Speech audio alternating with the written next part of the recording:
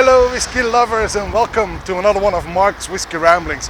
And this is not your regular whiskey rambling. I will not be just discussing one whiskey. No, I'm coming to you live from Inverness in northern Scotland. Behind me, Inverness Castle. This is basically the documentary, let me put it that way, of a little whiskey fact-finding trip. I'll be trekking around Northern Highlands for a week, discovering no less than 11 whiskey distilleries. So please join me on this fantastic adventure.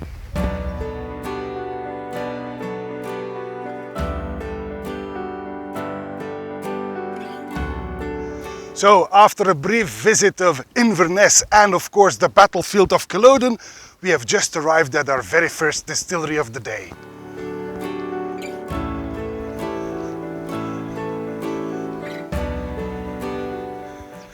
It's actually a huge distillery. The Teaninich distillery was founded here in the Northern Highlands in 1817. And with all these stills, I don't think you can see them through the window, but they're there. With all these stills, they have a production capacity of 10,200,000 litres per year. Wow!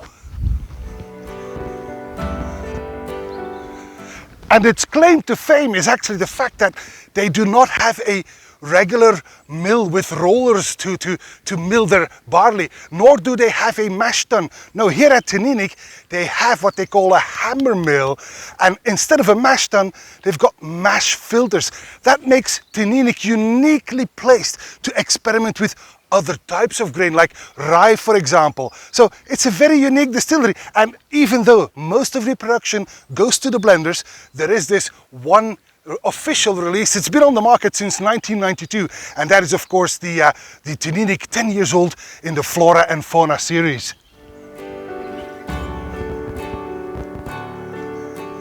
And apart from that hammer mill that I just mentioned and the mash filters, they actually have 20 washbacks, 18 wooden washbacks and 2 washbacks of stainless steel. Fermentation is 75 hours.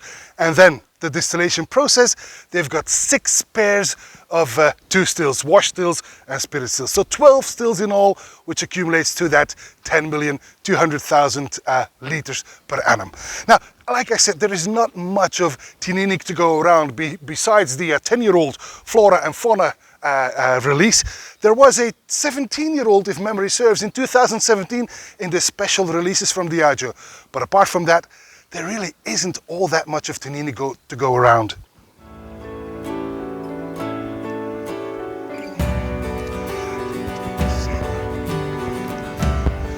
So basically this is a huge factory, Teaninich, which is actually used by Diageo often to experiment with those other types of grains, for example rye, etc. Like I said, remember the Johnnie Walker Blender's Batch red rye finish?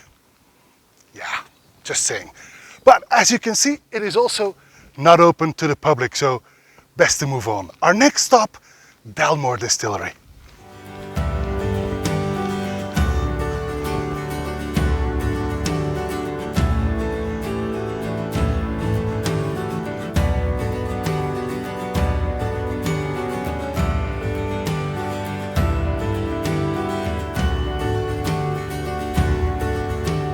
Ah yes, the Dalmore Distillery here in Allness at the shores of the Cromarty Firth. I'll show you in a second. Unfortunately, the distillery now is closed to the public because there's some construction going on. That does not mean we cannot enjoy the atmosphere and take some pictures from the outside, obviously.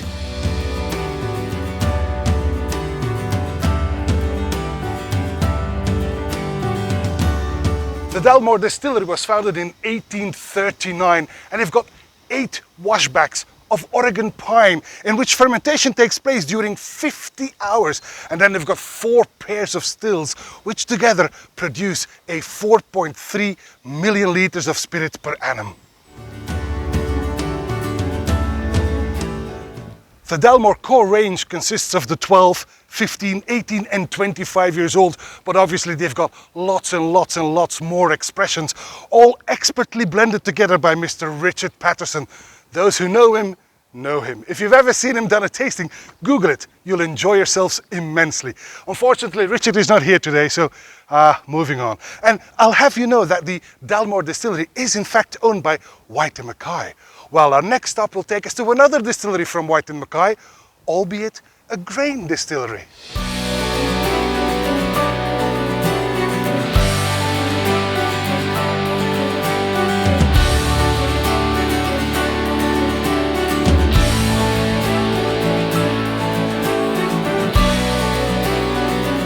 And that other distillery from White and Mackay is in fact this one, a single grain distillery, the Invergordon Distillery, which was, as you can see, established in 1961. Now, the Invergordon Distillery only produces single grain whiskey, meaning this is not malt whiskey. And as you can see on the left hand side, White and Mackay's blends, while the Invergordon, obviously, together with some of their malts, is the main component in those blends. But Invergordon is in fact a lovely single grain in its own right. This is not open to the public. Obviously, we are lucky that we are allowed to just film here on the parking lot. But I do want to show you the Invergordon Distillery. And who knows, maybe one day we'll bottle an Invergordon.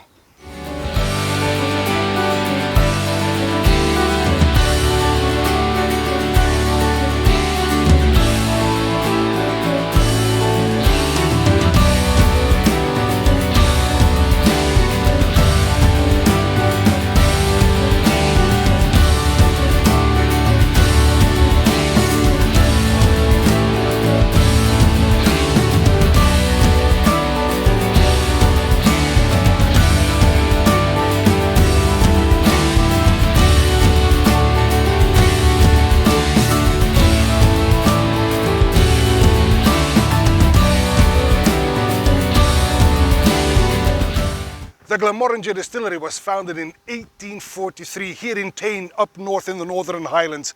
They have 12 stainless steel washbacks and 6 pairs of stills that together accumulate in a production at Glenmorangie of 6.5 million litres per year.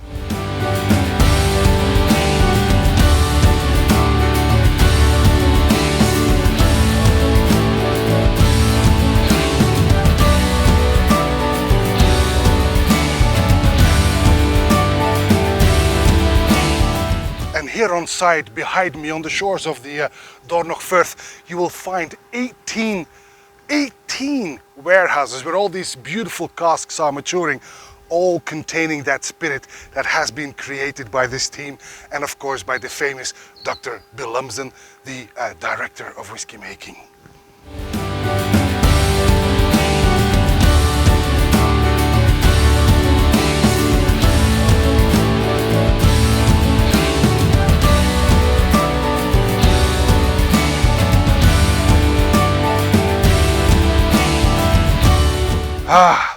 We've arrived in Dornoch, and Dornoch has its own distillery as well. Now don't go looking for a pagoda or any warehouses, because the Dornoch distillery is probably the smallest or one of the smallest in Scotland. The Dornoch distillery is the brainchild of Phil and Simon Thompson, two brothers who, well, they came up with the idea, hey, why don't we create a distillery, however small? Their idea is to actually create or recreate whiskey the way it used to be distilled, it used to be produced, and it used to taste like 100 years ago. Phil and Simon have their distillery in this little shed, basically, which is part of the beautiful Dornoch Castle Hotel, which is owned by the Thompsons, owned by their parents. So they are actually distilling in their family home's backyard. And that concludes the first day of distillery tripping here in northern Scotland.